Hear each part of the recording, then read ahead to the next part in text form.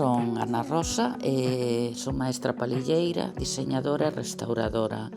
E fago un arte increíble que me encanta, que é encaixa bolillos. Empecé fai moitos anos, no ano 94, 95, aquí en Ames, e despois vin que isto era un mundo que tiña era un abanico enorme, entonces eu necesitaba máis. E me puden escribir na Escola Holandesa de Encaixes. O que eu quería era aprender a diseñar, recuperar e enseñar ben. E lo conseguí. Hoxe disfruto diseñando sobre todo sobre a nosa terra, enseñando a xente e sobre todo a preservar o que deixaron os que xa non os temos, esas pezas maravillosas antiguas que xa non se fan porque son moi laboriosas e que eu con todo o cariño do mundo pois a restauro e enseño a todo o mundo que antes que nós houve xente que tamén palillaba e seguir transmitindo este arte para que non se perda. O encaixe é laborioso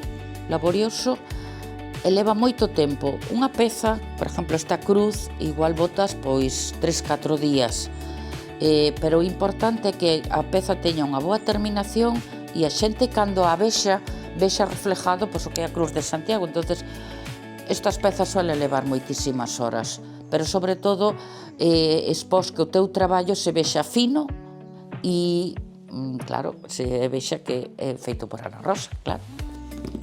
O primeiro que facemos é un patrón para poder palillar encima del. En caso de que queiras deixar un legado e eu non estea o día de mañán, o que fago é un diagrama para explicarlle cando non estea pois como se fai. E aquí está todo o proceso de como se chega a crear pois unha peza.